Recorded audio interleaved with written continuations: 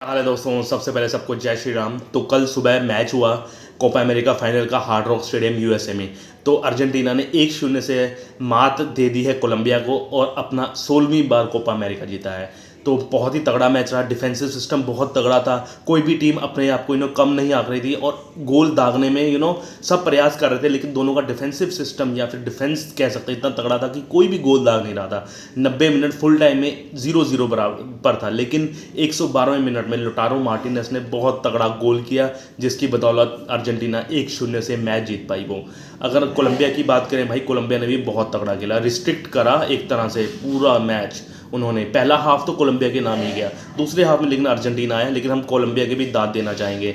Colombia 2001 में final खेला था अपना उसका कोपा अमेरिका का, और इस बार खेला है, लेकिन इस बार उनको निराशा हाथ लगी है। उस बार भी निराशा हाथ लगी थी, इस बार भी निराशा हाथ लगी है।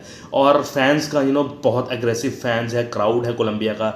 डेढ़ या सवा घंटा या 1.5 घंटा मैच लेट शुरू हुआ क्योंकि वहाँ ओवर क्राउडेड हो गया था और क्राउड बिना टिकट के अंदर चले गए थे स्टेडियम में। मुझे यकीन नहीं हो रहा, पता नहीं बिना टिकट के कैसे सिक्योरिटी वालों ने अंदर भेज दिया। इतना एग्रेसिव क्राउड मैंने आज तक किसी भी टीम का नहीं देखा। और आपको पता ही है कोपा अमेरिका है, साउथ अमेरिका है, तो वहाँ पर फैंस और मैच तो कैसे होते हैं, फिजिकलिटी टॉप नॉच लेवल की होती है। और इस मैच में भी देखी फिजिकलिटी। मेसी 66वें मिनट में 65-66 मिनट में बाहर हो गए थे। उनको टैकल किया गया था और एंकल में सोजिश आ गई थी, तो वो रोने लग गए थे। तो उसका दृश्य भी आप देखना टीवी में। तो वहाँ से मैच पलटा और वहाँ से अर्जेंटीना ने सिर्फ मेसी के लिए ही खेलना चालू की, अपनी टीम के लिए, और वहीं से जीत गए। अगर हम बात करें टीम मैनेजमेंट की, तो मैं स्कलोनी का भी, जो इनके कोच हैं, उनको सबसे बड़ा श्रेय देना चाहूँगा, क्योंकि ये आपकी गोल्डन जनरेशन है जो अर्जेंटीना की। अगर हम लाइनअप में बात करें, आपके पास फॉरवर्ड इतने तगड़े हैं, एंगल डी मारिया है फॉरवर्ड आपके पास, हुलियन अल्वारेस है, लोटारो मार्टिनेज, फिर मेसी, और आपका मिडफील्डर बहुत तगड़ा है, मैकलिस्टर है आपके पास मैकलिस्टर है, फिर आपके पास एंजो फर्नांडिस है, आपके पास रॉड्रिगो डी पॉलो है। डिफेंसिव सिस्टम है, ओटामेंडी आपके पास, दो बेस्ट डिफेंडर है आपके पास, क्रिस्टियन रोमेरो, लिजांड्रो मार्टिनेज, इतनी तगड़ी टीम।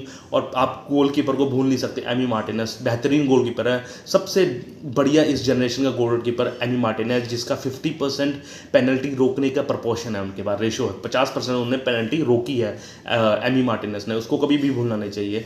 तो आप देखो गोल्डन जनरेशन को किस तरह संभाल के रखा है स्कलोनी ने, और ट्रॉफी जितवाई है। अगर आप पीछे भी बात करें, बेल्जियम के पास भी गोल्डन जनरेशन थी, वो भी ट्रॉफी लेस रही। इंग्लैंड के पास भी गोल्डन जनरेशन है अब भी, लेकिन वो भी ट्रॉफी लेस रही है। और फ्रांस के पास भी गोल्डन जनरेशन थी, लेकिन उन्होंने सिर्फ एक ही वर्ल्ड कप जीता, मेरे ख्याल से 1 या 2 उनको यूरोज भी जीतने चाहिए थे।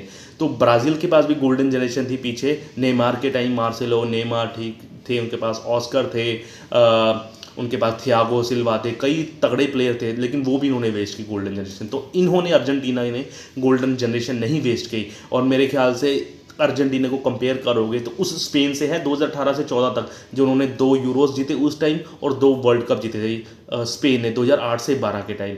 वैसी ही टीम अर्जेंटीना की, इन्होंने भी 2 कोपा अमेरिका जीते अपने कंट्री के लिए और 1 वर्ल्ड कप जीता। हम टीम को कंपेयर कर रहे हैं ग्रेटेस्ट इस जनरेशन की पिछले डेकेड में, तो अर्जेंटीना का नाम सबसे ऊपर है।